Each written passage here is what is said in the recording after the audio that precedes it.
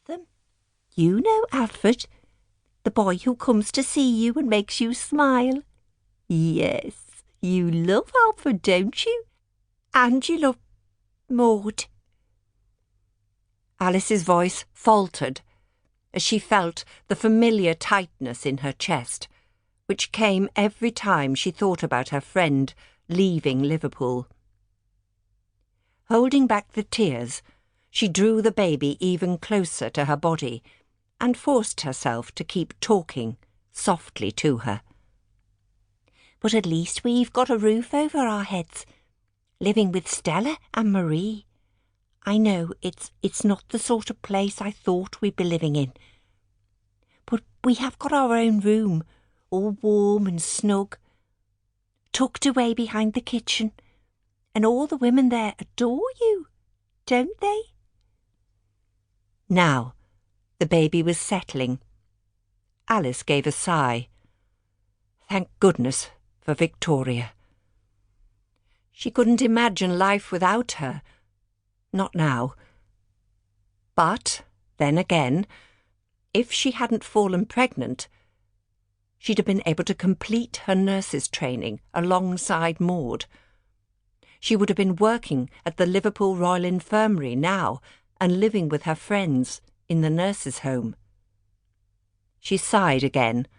Then she started to smile as she looked at her daughter. "Don't you worry, my darling," she murmured. "You may have come along at the wrong time, before I was ready to even think about having a baby. But we will find a way to make things work. We have to."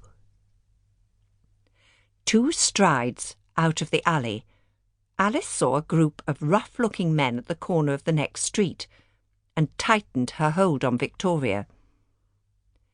Desperately short of time, she knew she had no choice but to go in that direction, and she would have to push her way through.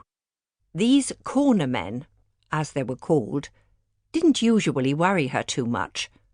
Alice had 3 brothers at home, and she knew how to stick up for herself with fists, if need be.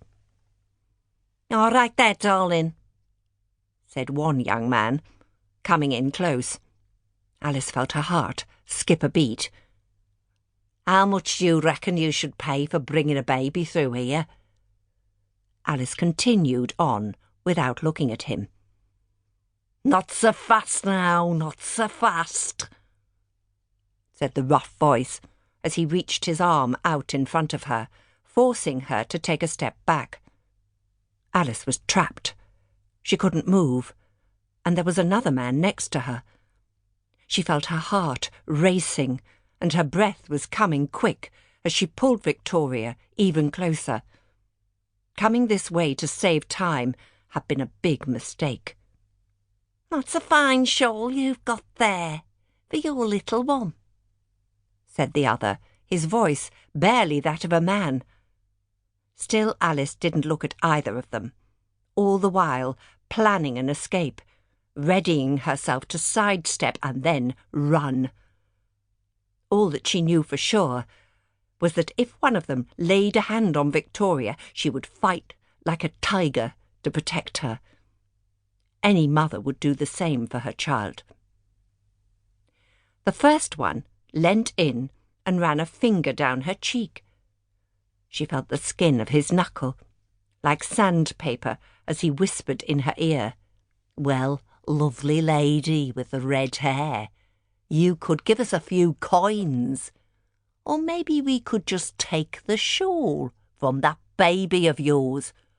Or maybe we could—" The lad didn't get to finish his words. A hand grabbed him from behind, almost lifting him off his feet, and threw him aside. Then the whole group of them scarpered. Alice was startled. For a split second she couldn't move. Then her instinct to run kicked in and she was off, with the baby held fast in her arms. Hearing Victoria starting to whimper again, she slowed her pace after a few strides and glanced back, trying to make sense of what had just happened.